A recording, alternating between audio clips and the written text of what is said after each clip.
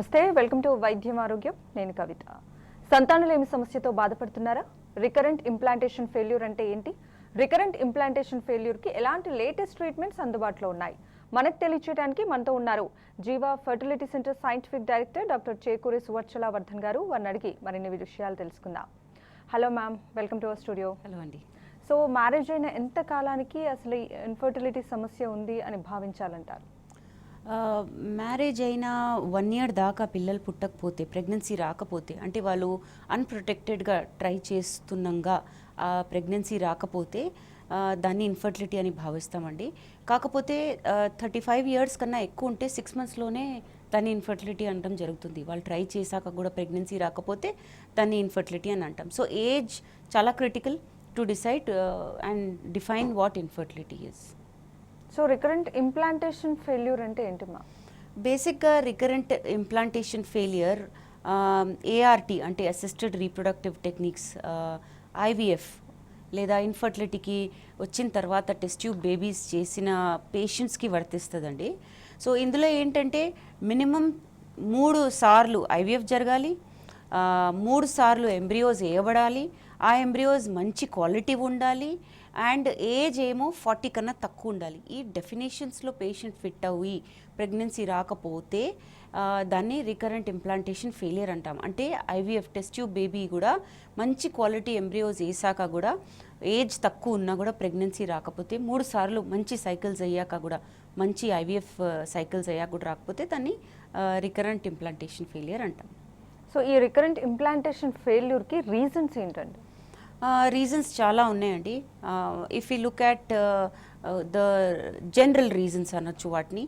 Age ఒకటి, maternal age is very very important. అంటే అమ్మాయి వయసు చాలా ఎక్కువ ఉంటే దాంతో వచ్చే కాంప్లికేషన్స్ కూడా ఉంటాయి అన్నమాట. ఏంటంటే ఏజ్ ఎక్కువే కొద్దీ నెంబర్ ఆఫ్ ఎగ్స్ తగ్గిపోతాయి, క్వాలిటీ ఆఫ్ ఎగ్స్ తగ్గిపోతాయి. మనకి బయటికి వచ్చే ఎగ్స్ అంటే స్టిమ్యులేషన్ ఇచ్చాక, మెడికేషన్స్ ఇచ్చాక వచ్చే ఎగ్స్ నంబర్స్ తక్కువ ఉంటాయి, క్వాలిటీ తక్కువ ఉంటాయి, క్రోమోజోమల్ ప్రాబ్లమ్స్ ఉంటాయి. కాబట్టి వాళ్ళకి ప్రెగ్నెన్సీ ఛాన్సెస్ కూడా తక్కువ ఉంటాయి. కాకపోతే ఏజ్ ఒక్కటే కాదు, ఇంకోటి నెక్స్ట్ది జనరల్ కాజెస్లో నెక్స్ట్ ప్రాబ్లం ఏంటంటే స్మోకింగ్. నా మనకి ఆడవాళ్ళు స్మోకింగ్ చేస్తున్నారని ఓపెన్గా చెప్పుకోరు, but there are a lot of smokers also in the society in that age group who are trying for pregnancy. So ఏంటంటే స్మోకింగ్తో కూడా there are harmful effects on the quality of eggs, and IVF cycle చేశాక కూడా వాళ్ళకి pregnancies రావు. Next general causes stress వల్ల ఏంటంటే స్ట్రెస్తో వచ్చే కార్టిజాల్ రిలీజ్ వల్ల the quality of eggs and everything is also very poor and implantation జరగదన్నమాట. సో నెంబర్ ఆఫ్ సైకిల్స్ ఎక్కువ అవుతున్నా ప్రెగ్నెన్సీ రాకపోవడం common because of the stress factor చాలా ఎక్కువ ఉండడం. సో ఇవి జనరల్ కాజెస్. కొన్ని ఇమ్యునలాజికల్ కాజెస్ ఉంటాయి. అంటే వాళ్ళకి ఎంబ్రియో వేసిన తర్వాత వాళ్ళ బాడీలో ఆ బాడీ రెసిస్టెన్స్ ఎంబ్రియో కూడా ఉందన్నమాట. సో వాళ్ళకి ఆ ఫ్యాక్టర్స్ ఉండడం వల్ల రికరెంట్ ఇంప్లాంటేషన్ ఫెయిలియర్ అవ్వచ్చు. కొందరికి గర్భసంచిలో రకరకాల ఎనటామికల్ అంటే షేప్లో వచ్చే ప్రాబ్లమ్స్ ఉండొచ్చు. సో కొందరికి పాలిప్స్ బుడుపులు ఉండొచ్చు, సెప్టా ఉండొచ్చు, షేప్లో ఏదైనా తేడా ఉండొచ్చు. సో అవన్నీ కూడా ఉండొచ్చు. కాబట్టి రికరెంట్ ఇంప్లాంటేషన్ ఫెయిలియర్ అవుతుందన్నమాట. సో వీళ్ళకి ఏంటంటే ఎన్నిసార్లు మంచి ఎంబ్రియో వేసినా ప్రెగ్నెన్సీ రావడం జరగదు. సో పునరావృత ఇంప్లాంటేషన్ వైఫల్యం ఎంత సాధారణంగా ఉంటుందండి? ఇది ఐవీఎఫ్కే వర్తిస్తుంది కాబట్టి ఆ పేషెంట్స్ ఎవరైతే టెస్ట్ ట్యూబ్ బేబీ చేయించుకుంటారో వాళ్ళకే వర్తిస్తుంది కాబట్టి ఒక 5 to 10% చూస్తామండి in our country at least. So 5 to 10% పేషెంట్లో 100 మంది వస్తే ఒక 5-10లో 3 సార్లు ఎంబ్రియోస్ వేసాక కూడా, గుడ్ క్వాలిటీ ఎంబ్రియోస్ వేసాక కూడా సక్సెస్ రేట్ 0 ఉంటుందన్నమాట. సో ఎక్కువ ఉండకపోవచ్చు, కాకపోతే 5 to 10% తప్పకుండా ఉంది. సో రెండు ఐవీఎఫ్ సైకిల్స్ మధ్య ఎంత గ్యాప్ ఉండాలంటారు? సాధారణంగా ఏంటంటే అండి, ఇంజెక్షన్స్ హార్మోన్సే ఏవైతే మనం ఇంజెక్షన్స్ ఇస్తున్నామో అండాలు పెంచడానికి, ఆ హార్మోన్స్ మన బాడీలో ప్రొడ్యూస్ అయ్యే హార్మోన్సే. కాకపోతే డోసేజ్ ఎక్కువ ఇస్తాం, ఎక్కువ ఇచ్చి ఎక్కువ ఎగ్స్ రావాలని చూస్తాం. సో ప్రతి నెల ఒక అండమే విడుదలవుతుంది కాబట్టి అది మనకి ఐవీఎఫ్కి సరిపోదు. సో ఇంజెక్షన్ డోస్ పెంచి ఒక 8 నుంచి 15 అండాలు వచ్చేటట్టు డోసేజ్ మేము ఆలోచించుకుంటూ ఇస్తాం. అంటే రెస్పాన్స్ బట్టి చూస్తాం, ఏజ్ బట్టి చూస్తాం, సో మెనీ ఫ్యాక్టర్స్. సో ఆ ఎఫెక్ట్ ఎగ్స్ తీసేంత వరకు ఉంటుంది. సో అండాలు పెరగడానికే 10 రోజులు పడుతుంది. ఆ 10 రోజుల తర్వాత అండాలు తీస్తామన్నమాట. ఒక రోజు ఎనస్థీసియా ఇచ్చి ఒక పావు గంటలో ఫినిష్ అయ్యే ప్రొసీజర్. అదేమి కట్ ఓపెన్ చేసి ఓపెన్ సర్జరీ ఏం కాదు. కాబట్టి ఒక హాఫ్ అన్ అవర్లో పేషెంట్ మత్తు మందు నుంచి బయటకు వస్తారు, అదే రోజు సాయంత్రం ఇంటికి వెళ్ళిపోతారు. So the procedure is very small. But ఒక సైకిల్ అవ్వాలంటే ఒక 4-5 డేస్ మేము ఆ ఎంబ్రియోస్ మా దగ్గర పెట్టుకొని వాటిని స్టడీ చేసుకుంటూ బాగున్న ఎంబ్రియోను గర్భసంచిలోకి వేస్తాము. 15 రోజుల తర్వాత వాళ్ళకి బీటా ఎస్హెచ్జి అంటే ప్రెగ్నెన్సీ కనుక్కునే హార్మోన్ ఎక్కువైందా లేదా, దాన్ని బట్టి ప్రెగ్నెన్సీ వచ్చిందా లేదా చూస్తాం. సో అక్కడే మీకు ఒక 15-20 డేస్ అయింది ఏది ద హోల్ ప్రొసీజర్. ఇంజెక్షన్స్ ఇచ్చి అండాలు తీసి ఎంబ్రియో వేయడానికి, సక్సెస్ రావడానికి, మళ్ళీ తెలియడానికి ప్రెగ్నెన్సీ వచ్చిందో లేదో తెలియడానికి ఇంకొక 15 days. So the whole procedure is for 1 month. అదంతా మీరు ఫస్ట్ నుంచి 30th దాకా పట్టుకుంటే ఒక 1 మంత్ తర్వాత మీకు రిజల్ట్ వస్తుంది. నా అది సక్సెస్ అవుతే చాలా మంచిది, నెగిటివ్ అవుతే ఇంకోసారి చేయదలుచుకుంటే కనీసం ఒక నెల గ్యాప్ ఇవ్వాలి. Because this effect of all the hormones, ఈ అనెస్థీసియా నుంచి రికవర్ అవడానికి, తర్వాత ఆ నీడిల్ ప్రిక్ ఇచ్చి మేము అండాలు తీస్తాం కాబట్టి stress of IVF is also very high. So ఆ స్ట్రెస్ నుంచి బయటపడడానికి, నెగిటివ్ ఎఫెక్ట్, నెగిటివ్ సక్సెస్ వచ్చాక, నెగిటివ్ రిజల్ట్ వచ్చాక ఓ పేషెంట్కి రావడానికి కూడా, దాని నుంచి బయట రావడానికి కూడా కొంచెం టైం పడుతుంది. It is not an easy procedure. So mentally also దీని నుంచి బయటపడి, ఫిజికలీ ఆల్సో బయటపడి, హార్మోనల్ ఎఫెక్ట్ కూడా తగ్గడానికి ఒక నెల పడుతుంది. ఆ నెల తర్వాత మళ్ళీ వచ్చే పీరియడ్లో వాళ్ళు ఐవీఎఫ్ తప్పకుండా ట్రై చేయొచ్చు. సో ఈ ఇంప్లాంటేషన్ వైఫల్యాన్ని ఎలా నివారించవచ్చండి? చాలా విధాలుగా చేయొచ్చండి. సో ముందు జనరల్ కారణాలు పట్టుకుందాం. సో ఏజ్ అంటారా, బేసిక్గా ఏజ్ని ఏం చేయడానికి లేదు. Suppose a woman is trying from 10-15 years, పాపం ఆమెని ఏమి ఏజ్ అయితే మనం వెనక్కి తీసుకోలేం. So age is something we can't do. Of course lifestyle changes చేయొచ్చు. నేనన్నా స్మోకింగ్, నేనన్నా వెయిట్ ఎక్కువ ఉండడం వల్ల కూడా ఇది అవుతుంది. సో వెయిట్ ఎక్కువ ఉండడం, life style changes, diet changes, BMI తక్కువ ఉన్న వాళ్ళకి బెటర్ ఛాన్స్ ఆఫ్ సక్సెస్ ఉంటుంది. సో ఈ కొన్ని జనరల్ కారణాలేమో లైఫ్ స్టైల్ చేంజెస్ చేసుకుంటే తప్పకుండా మనకు ఛాన్స్ ఆఫ్ సక్సెస్ పెరుగుతుంది. నా స్ట్రెస్ అనేది మేము సలహా ఇవ్వడం ఈజీ, పేషెంట్కి చేయడం చాలా కష్టం. బట్ స్ట్రెస్ తప్పకుండా తగ్గించాలి. మెడిటేషన్ చేస్తారో, ఒక హాబీ తీసుకుంటారో, ఏదన్నా చేసి స్ట్రెస్ తగ్గించుకోవాలి. So that is another factor.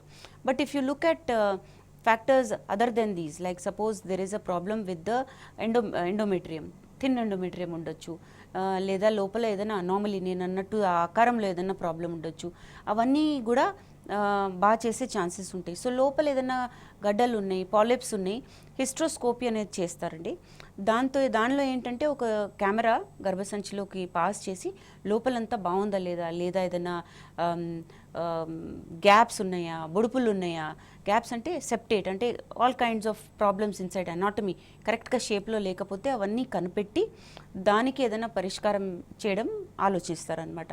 So ఇవన్నీ these are gold standard. Hysteroscopy కూడా చాలా మంచి ప్రొసీజర్ టు ఫైండ్ అవుట్ లోపల ఏం ప్రాబ్లం ఉంది. నా ఇమ్యునలాజికల్ ప్రాబ్లమ్స్ ఉండొచ్చు. సో దానికి కూడా మెడికేషన్ ఇచ్చుకుంటూ they can control this resistance that the endometrium is having towards the embryo. So ఇవన్నీ తప్పకుండా చేయొచ్చు. బట్ మాకు ల్యాబ్లో కూడా చాలా చేంజెస్ తీసుకొని వస్తే ఈ ఇంప్లాంటేషన్ ఫెయిలియర్ అనేది అవ్వకుండా ఉంటుందన్నమాట.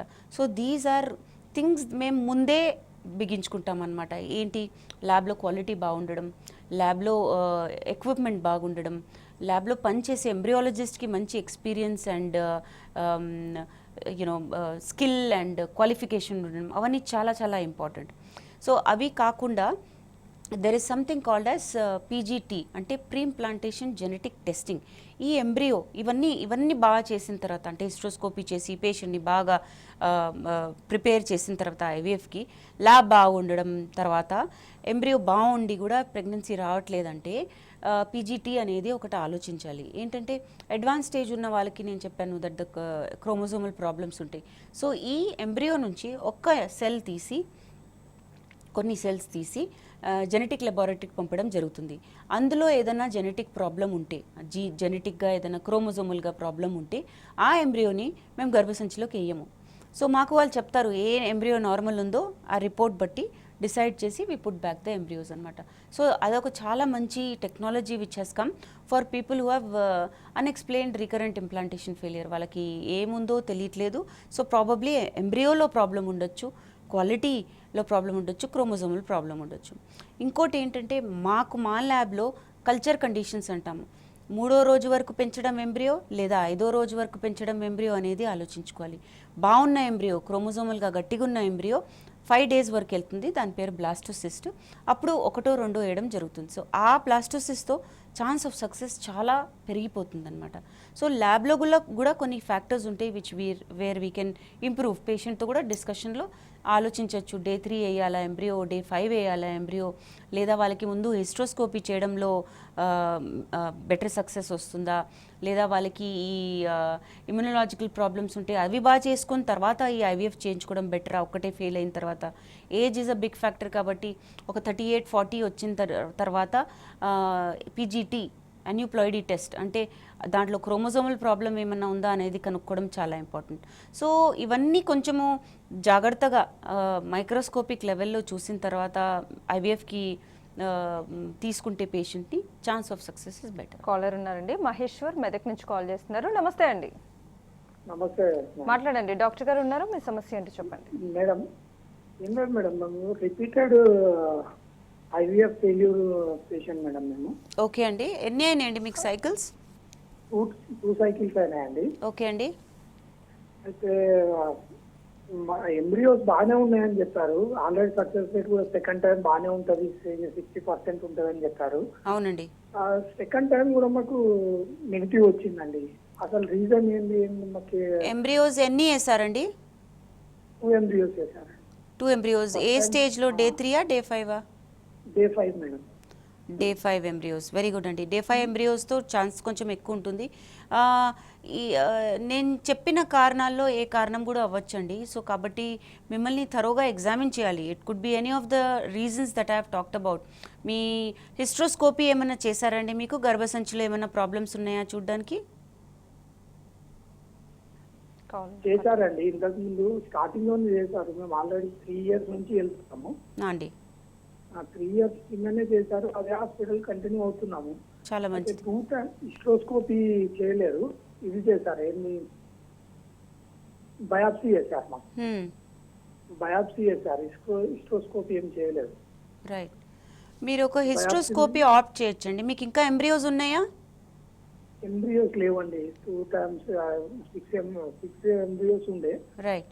సో మీకు ఒక IVF జరిగింది అండ్ ఫ్రెష్ ట్రాన్స్ఫర్ జరిగిందండి. ఫ్రెష్ ఎంబ్రియోస్ వేసారా? ఫ్రెష్ ఎంబ్రియోనే. అండ్ ఫ్రోజన్ కూడా వేసారేమో. ఫ్రోజన్ ఎంబ్రియోస్ కూడా వేసారండి? ఫ్రోజన్ ఎంబ్రియోస్ కూడా వేసారు. అదే. సో బేసిక్గా ఏంటంటే ముందు మీ శాంపిల్ బాగుందండి, స్పర్మ్స్. సో బేసిక్గా ఏంటంటే all these reasons I have told just now ఆడోళ్ళకి సంబంధించి. మేల్లో కూడా చాలా కారణాలు ఉండొచ్చు. సో కౌంట్ మోటిలిటీ మార్ఫాలజీ అనేది చూస్తాం మేము సీమెన్ అనాలిసిస్లో, అంటే వీర్యకణాల్లో. ఇవి మాకు చాలా gold standard. WHO world health organization ఇచ్చిన రూల్స్ పాటించుకుంటూ ఆ రేంజ్లో ఉన్నాయా లేవా ఇవన్నీ చూసుకోవాలి. So count is number, motility is కదలిక, అండ్ ఆకారం మార్ఫాలజీ. సో ఈ వీటిలో morphology is very important. So ఆకారం బాగాలేదనుకోండి, ఎంబ్రియో బాగున్నా స్పర్మ్ నుంచి వచ్చే ప్రాబ్లమ్స్ కూడా ఉంటాయి, క్రోమోజోమల్ ఎర్రర్స్ కూడా ఉంటాయి, లేదా DNA ఫ్రాగ్మెంటేషన్ అంటాము. దానివల్ల కూడా ఎంబ్రియో క్వాలిటీ చూడ్డానికి బాగున్నా స్ట్రెంగ్త్ అనేది అంటే అన్యూప్లాయిడీ క్రోమోజోమల్ కాంపిటెన్స్ ఉండదు కాబట్టి అవి ఇంప్లాంట్ అవ్వవు. సో 2 విధాలుగా చూసుకుంటూ ఇప్పుడు కాలర్ ఫోన్ చేసిన ఆయన గురించి చెప్తున్నాను దట్ ఇద్దరి రిపోర్ట్స్ చూసాకని లేదా ఒక హిస్ట్రోస్కోపీ చేశాక గర్భసంచిలో అన్నీ కరెక్ట్గా ఉన్నాయా, ఎండోమెట్రియల్ లైనింగ్ లేదా ఏదైనా ఫైబ్రాయిడ్ ఉందా లేదైనా సెప్టా ఉందా అవన్నీ చెక్ చేస్తారండి. దాని తర్వాతనే ఇంకో సైకిల్కి వెళ్ళడం మీరు చాలా మంచిది. సో మీకు బ్లాస్టోసిస్ట్ వచ్చాయంటే ఎంబ్రియోస్ బాగా వచ్చాయి, క్వాలిటీ బాగుండే, కాకపోతే ఇంప్లాంట్ అవ్వలేదంటే ప్రాబబ్లీ గర్భసంచిలో ఏదైనా ఉండొచ్చండి issue. So all these issues ముందు ఎగ్జామిన్ చేశాక ఇంకొక సైకిల్కి మీరు తప్పకుండా వెళ్ళాలి. కాలర్ ఉన్నారు మ్యామ్. దాస్ గారు కర్నూలు నుంచి కాల్ చేస్తున్నారు. నమస్తే అండి. హలో హలో నమస్తే అండి. మాట్లాడండి, డాక్టర్ గారు ఉన్నారు, మీ సమస్య ఏంటో చెప్పండి. అదే మేడం. Hello madam. నమస్కారం అండి, చెప్పండి. మేడం మాకు మ్యారేజ్ అయ్యి 8 ఏళ్ళు అయింది. 8 ఏళ్ళు, ఓకే. అవి పీసీఓడి ఉండే లాప్రోస్కోపీ చేస్తాం మేడం. పీసీఓడి ఉండే అండి? పీసీఓడి ఉండే Okay. లాప్రోస్కోపీ చేసినారు, అయిపోయింది. సరేనండి. 1 సంవత్సరం ట్రీట్మెంట్ కూడా తీసుకున్నాను మేడం. కణాలు తక్కువ ఉన్నాయి నాకు. వీర్యకణాలు తక్కువ ఉన్నాయండి? ఆ, మీకు ఏమన్నా తెలుసా ఎన్ని ఉన్నాయో, కౌంట్ ఏంటో? మేడం అంటే అది 1 ఇయర్ అయింది, 5% వస్తున్నాయి. ఈ మాటలు వాడుతుంటే పెరుగుతున్నాయి, తగ్గుతున్నాయి మేడం. రైట్. మీ వయసు ఎంత? 27 ఉంటుంది మేడం. 27. మీ ఆవిడది? 25 మేడం. రైట్. దాస్ గారు, వీర్యకణాలు తక్కువ ఉన్నాయి ప్లస్ ఫ్లక్చుయేట్ అవుతున్నాయి అంటే కొన్నిసార్లు చాలా తగ్గిపోవడం కూడా మేము చాలా కామన్గా చూస్తాం అన్నమాట. 10 మిలియన్ నుంచి 3 మిలియన్ అయిపోవడం, 3 మిలియన్ నుంచి అజూస్పర్మియా అయిపోవడం కూడా చూస్తున్నాము. ప్రాబబ్లీ పొల్యూషన్ ఉండొచ్చు, స్ట్రెస్ ఉండొచ్చు, మనం తినే ఫ్రూట్స్లో వెజిటేబుల్స్లో పెస్టిసైడ్ ఉండొచ్చు, ఎన్నో కారణాలు ఉండొచ్చు, వర్క్ కల్చర్ ఉండొచ్చు, ఏదన్నా ఉండొచ్చండి. దానివల్ల అంటే మీ సైడ్ చూస్తే దానివల్ల కూడా మీకు కొంచెము స్పర్మ్స్ పడిపోయే ఛాన్సెస్ ఉన్నాయి. కాబట్టి మీరు వెంటనే ట్రీట్మెంట్కి అంటే ఐవీఎఫ్కి వెళ్ళిపోవడం మంచిది. ఎందుకంటే ఇక్కడ బై ఫ్యాక్టర్ 2 ఫ్యాక్టర్స్ ఉన్నాయి. మీదే కాకుండా మీ ఆవిడది కూడా ఉంది. పీసీఓడీలో ఏంటంటే ట్రీట్మెంట్ తీసుకున్నారు, లాప్రోస్కోపీ అయింది, బాగానే ఉంది. బట్ పీసీఓడీలో ఏంటంటే క్వాలిటీ కూడా తగ్గిపోతూ ఉంటుంది, ఎగ్ క్వాలిటీ. సో దాంతో వచ్చే కాంప్లికేషన్స్ కూడా ఉంటాయి, దాంతో వచ్చే క్రోమోజోమల్ ప్రాబ్లమ్స్ కూడా ఉంటాయి. మీ ఇద్దరి వయసు తక్కువ ఉన్నా మీకు ఏమో వీరకణాల ప్రాబ్లం ఉన్నాయి, ఆవిడకేమో పీసీఓడి ప్రాబ్లం ఉంది. కాబట్టి you should definitely go for IVF. ఎందుకంటే మీ ఛాన్స్ ఆఫ్ సక్సెస్ ఎక్కువ ఉంటుంది. ఇంకొక 5 ఏళ్ళు 6 ఏళ్ళు మీరు వెయిట్ చేసి బాగవుతుందేమో, స్పర్మ్ కౌంట్ ఇంప్రూవ్ అవుతుంది అనుకుంటే బొత్తిగా పడిపోయే ఛాన్సెస్ కూడా ఉన్నాయి. కాబట్టి ఇప్పుడు వెళ్తే మీకు ఛాన్స్ ఆఫ్ సక్సెస్ 50 to 60% ఉంటుంది. ఇంకొక మార్గం ఏముందంటే మీరు ఇప్పుడు ఏదైనా ఫర్టిలిటీ సెంటర్కి వెళ్ళి మీ స్పర్మ్స్ని ఫ్రీజ్ చేసుకోవచ్చు. మీరు కావాలంటే ఒక 2-3 బ్యాచెస్ కింద ఫ్రీజ్ చేసుకొని పెట్టుకుంటే అప్పుడు మీరు ట్రీట్మెంట్కి వెళ్ళండి, మీరు మెడికేషన్స్ తీసుకోండి, అప్పుడు మీరు ఏదైనా చేయొచ్చు. ఇంకొక 6 months చూస్తానని కూడా అనుకోవచ్చు. కాకపోతే మీరు ఫ్రీజ్ చేసుకొని ఇవన్నీ ప్రయోగాలు, ఇవన్నీ మెడికేషన్స్ తీసుకోవడం మంచిది. చాలామంది రకరకాల మందులు తీసుకుంటారు. సో కొందరికి వర్క్ అవుతుంది, కొందరికి అవ్వట్లేదు. కాబట్టి మీరు ఖచ్చితంగా ఈ స్టేజ్లో మీకున్న స్పర్మ్స్ ఫ్రీజ్ చేసుకొని, సపోజ్ మీరు ఐవీఎఫ్ ప్రస్తుతానికి వద్దనుకుంటుంటే ఇప్పుడు ఫ్రీజ్ చేసుకోండి. ట్రీట్మెంట్ తీసుకున్న తర్వాత వెళ్ళి డిసైడ్ చేయండి ఐవీఎఫ్కి వెళ్తారా లేదా మీ కౌంట్ ఇంప్రూవ్ అయ్యాక న్యాచురల్గా వస్తుందో. కాలర్ ఉన్నారు మ్యామ్. రాము హైదరాబాద్ నుంచి కాల్ చేస్తున్నారు. నమస్తే అండి. నమస్కారం అండి. మాట్లాడండి, డాక్టర్ గారు ఉన్నారు, మీ సమస్య ఏంటో చెప్పండి. నమస్కారం డాక్టర్ గారు. నమస్కారం రాము గారు. మేడం, ప్రజెంట్ మేము మా వైఫ్కి ఇంతకుముందు పీసీఓడి ప్రాబ్లం ఉంటే మ్యారేజ్ అయిన 3 years తర్వాత హాస్పిటల్ చూపించాము. పీసీఓడి ప్రాబ్లం తోటి బాబు పుట్టాడు. ప్రజెంట్ 1 year అవుతుంది. ఓకే అండి. ఇప్పుడు నెక్స్ట్ మళ్ళీ ప్లానింగ్ అంటే పీసీఓడి ప్రాబ్లం ఉంది అని ఉంటుందా, లేకపోతే డైరెక్ట్ ప్రెగ్నెన్సీ వస్తుందా అన్నది డౌట్. మళ్ళీ హాస్పిటల్కి వెళ్ళాలా? ముందు మీకు కొన్ని ఇండికేషన్స్ మీకు ఇంట్లోనే తెలిసిపోతాయి. ఏంటి, పీరియడ్ రెగ్యులర్గా ఉండకపోవడం, లేదా 1 year అవుతుందండి, ఇంతవరకు పీరియడ్ రాలేదు అసలు. 1 year అవుతుంది. మరి that is a big indicator that PCOD is still playing in her body. So మీరు ఏంటంటే ముందు ఫర్టిలిటీయో గైనకాలజిస్ట్కో, ఫర్టిలిటీ స్పెషలిస్ట్కో గైనకాలజిస్ట్కో చూపించుకుని ముందు హార్మోన్ టెస్ట్ చేయించుకోవాలి. సో ఇవన్నీ చేశాక, ఒక స్కాన్ చేశాక వాళ్ళ ఓవరీస్ చూస్తారనమాట. ఓవరీస్లో తెలిసిపోతుంది మీకు పీసీఓడి ఉందా లేదా ప్రాబ్లం. హార్మోన్స్ రిపోర్ట్స్ చూసి మీకు తెలిసిపోతుంది ఈ పీసీఓడి ప్రాబ్లం ఇంకా ఉందా లేదా. పీరియడ్ రాకపోవడం 1 year నుంచి, మీరు 3 years old బాబు ఉన్నాడు 1 year నుంచి పీరియడ్ రాలేదంటే మీరు ఇంట్లో ఉండడం మంచిది కాదు, వెళ్ళి చెకప్ చేయించుకోవడమే మంచిది. సిస్ట్లు అంటే ఓవరీస్లో బబుల్స్ లాగా ఉండి కూడా అండం అనేది విడుదల అవ్వదన్నమాట. సో దీన్ని చెకప్ చేయించుకొని ట్రీట్మెంట్ చేయించుకుంటే ఫస్ట్ టైం మీకు ఆల్రెడీ మీకే చిన్న ట్రీట్మెంట్ తర్వాత బాబు పుట్టాడు కాబట్టి నెక్స్ట్ టైం కూడా రావచ్చు. కాకపోతే 1 year నుంచి పీరియడ్ రాకపోవడం is a big indicator that మీరు వెళ్ళి ఒకసారి చూయించుకోవాలి. అసలు ముందుగా ఐవీఎఫ్ అంటే ఏంటండి? ఈ ఐవీఎఫ్ యొక్క పూర్తి ప్రాసెస్ ఏంటి? ఐవీఎఫ్ అంటే ఇన్ విట్రో ఫర్టిలైజేషన్ అండి. దీన్ని ట్రాన్స్లేట్ చేయడం అంటే ఇన్ విట్రో అంటే vitro is glass. So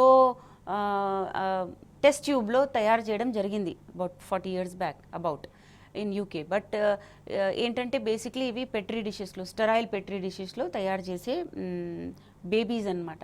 but the technology is so advanced now that the success rate is also very good. Basically ఏంటంటే ఇంజెక్షన్స్ ఇవ్వడం జరుగుతుంది, హార్మోన్స్ ఇస్తామన్నమాట.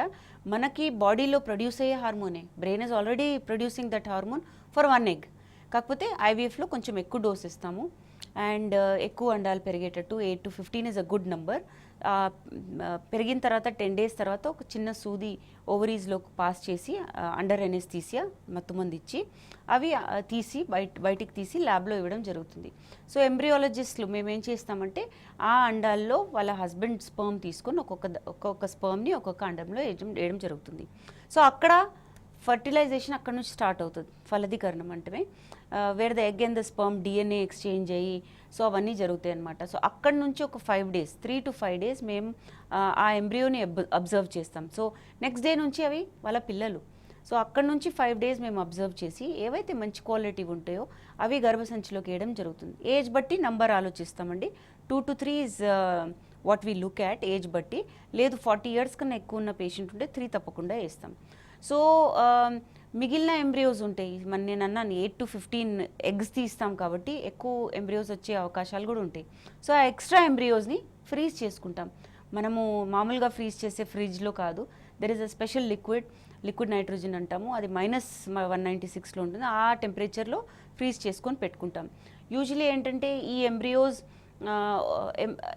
గర్భసంచిలోకి వేసాక ప్రెగ్నెన్సీ వచ్చేస్తే వాళ్ళు సెకండ్ బేబీ కోసం వచ్చి ఆ ఎంబ్రియోస్ తీసుకొని కూడా వాడతారు. లేదు ఒక సైకిల్ ఫెయిల్ అయిందంటే మళ్ళీ ఇంజెక్షన్స్ తీసుకోవాల్సిన అవసరం లేదు, వాళ్ళు ఉట్టిగా గర్భసంచి పెంచడానికి టాబ్లెట్స్ తీసుకొని ఇంజెక్షన్స్ తీసుకొని ఆ ఫ్రోజన్ ఎంబ్రియోస్ని తీసుకొని గర్భసంచిలోకి వేయడం జరుగుతుందన్నమాట. సో ఐవీఎఫ్ అనేది very good technology which increases success rate from 0 to 50 to 60% అనమాట. సో ఎలాంటి కండిషన్స్లో ఇది మీరు పేషెంట్స్కి సజెస్ట్ చేస్తారు? నేను అన్నట్టు ఫస్ట్ ఏజ్ అండి. Age of course is a very big factor. 35-36 దాటిందంటే she's not getting pregnant for 1 year and చిన్న చిత్క ట్రీట్మెంట్స్ కూడా పనిచేయట్లేదు. నా చిన్న చిత్క కూడా very very important treatments, tablets ఇవ్వడం జరుగుతాయి, ఓవులేషన్ ఇండక్షన్ అంటాం దాన్ని, అది ఇవ్వడం జరుగుతుంది. లేదా IUI ఇంట్రా యూట్రైన్ ఇన్సెమినేషన్ అంటే వాళ్ళ హస్బెండ్ వీర్య కణాలని ప్యూరిఫై చేసి బాగా స్టరైల్ చేసి గర్భసంచిలోకి వేయడం జరుగుతుంది.